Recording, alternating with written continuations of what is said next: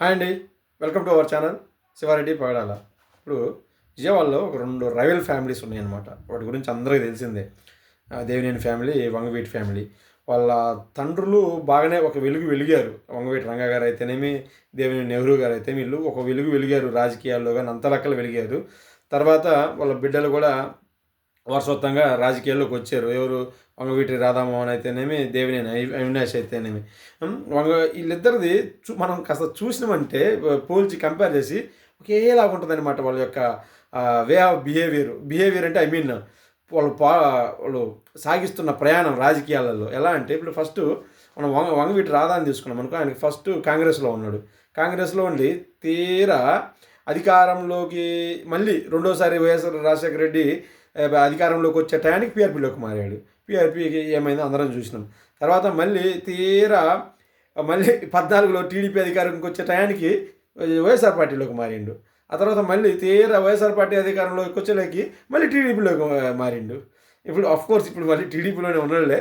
కానీ సేమ్ ఇప్పుడు దేవినేని అవినాష్ కూడా చూసుకుంటే ఎట్లంటే, ఫస్ట్ 14లో ఎంపీ పోటీ చేసిన విజయవాడ ఎంపీగా కాంగ్రెస్ తరఫున ఓడిపోయిండు.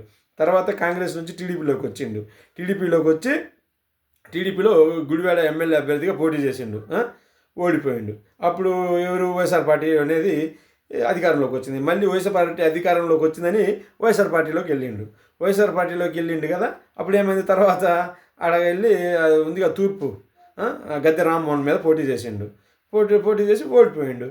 అప్పుడు టీడీపీ అధికారంలోకి వచ్చింది. అంటే ఇక్కడ చూస్తే ఏంటంటే, ఎవరికైనా సరే కన్సిస్టెన్సీ ఇంపార్టెంట్ అండి. ఎక్కడైనా మనం ఒక పని చేసినాం అనుకో, ఆ పని వీళ్ళు సక్సెస్ కాలేదు, ఆడ సక్సెస్ కాలేదని అటు ఇటు గంతులు వేస్తూ ఉంటే ఎప్పటికీ మనం సక్సెస్ అవ్వలేము. అర్థమైందా? ఒక చోట ఉండాలా. ఒక చోట ఉండి ఒక చోట కష్టపడి పని చేయాలి. అది ఇవ్వాలి కాకపోయినా, రేపు కాకపోయినా, ఎల్లుండైనా సరే ఖచ్చితంగా మనం అందులో విజయం సాధిస్తాం. వీళ్ళు ఇప్పుడు దాకైతే అన్ని ఎట్నే తప్పడం వేసుకుంటా ఉన్నారు. ఫైనల్గా ఆయన టీడీపీలో నిలబడ్డాడు, ఈయన వైఎస్ఆర్ పార్టీలో అయితే నిలబడ్డాడు. కానీ కాకపోతే పరిస్థితి ఏంటంటే, ఇప్పుడు దేవినేని అవినాష్కి మళ్ళీ ఇంకా ఇదే తలకాయ నొప్పిలాగా తయారైంది. ఏంటంటే, ఆయనేమో పెనంలూరు అడుగుతున్నాడు. ఎందుకంటే పెనంలూరులో ఇదివరకు కంకిపాడు నియోజకవర్గంలో ఉంది, కమ్మోళ్ళు ఎక్కువ, దానికి తోడు వాళ్ళ నాన్నకు సంబంధించిన అంచులకరణం ఉంది. ఇప్పుడు అందులో ఖాళీగా ఉంది. ఎందుకంటే ఇంతకుముందు పాదసారథి ఉన్నాడు, ఆయన టీడీపీలోకి వెళ్ళిపోయినాడు. మొన్న ఎలక్షన్కి ఈయన జోగి రమేష్ వచ్చిండు, ఆయన ఓడిపోయినాడు. ఇప్పుడు ఆయన జైల్లో ఉన్నాడు. ప్రస్తుతానికి ఇన్ఛార్జి లేరు, ఎవరు లేరు, ఖాళీగా ఉన్నాడు కాబట్టి ఆయన సర్లే గద్దె రామ్మోహన్ ఉన్నాడు, ఈయనేమో పెద్దగా అవినీతి చేయడు, ఏం చేయడు, కమిషన్ల కోసం కూడా కకృతి పడడు, సరేలే ఆయన పని ఆయన చేసుకుంటుంటాడు, ఎవరైనా జనాలు కనిపించినా కానీ చూసినా కానీ చాలా అందుబాటులో ఉంటుంటాడు, వాళ్ళ ఏమైనా సమస్యలు ఉన్నా కానీ ఇమీడియట్గా రెస్పాండ్ అవుతుంటాడు. మన వల్ల ఇక్కడ మళ్ళీ కూడా గెలుస్తామో లేదో, ఈసారి సేఫెస్ట్ సీట్ చూసుకుందామని ఆయన పెనమలూరు అడుగుతున్నాడు జగన్మోహన్ రెడ్డిని. కానీ జగన్మోహన్ రెడ్డి ఏమైంది? ఇప్పుడు చూసాం విజయవాడ ఎంపీ సీట్ పరిస్థితి ఎలా ఉంది. కేశినేని నాని లేడు, ఆయన ఏదో అట్లా వచ్చాడు, పోటీ చేసాడు, అయిపోగానే రాజకీయ సన్యాసం అన్నాడు. మళ్ళీ ఏదో బీజేపీకి ఒత్తాస పలుకుతున్నాడు, వీళ్ళ మీద పోరాటమో చేస్తున్నాడు. అంటే ఆడ ఎంపీ సీట్ ఖాళీ ఉంది. దానికి అంత ఆర్థిక బలంగా, సామాజికంగా ఆర్థిక బలంగా స్ట్రాంగ్ ఉన్న క్యాండిడేట్లలో అయితే చూస్తే ఎవరు లేరు, ఒక అవినాష్ తప్ప, యువకుడు.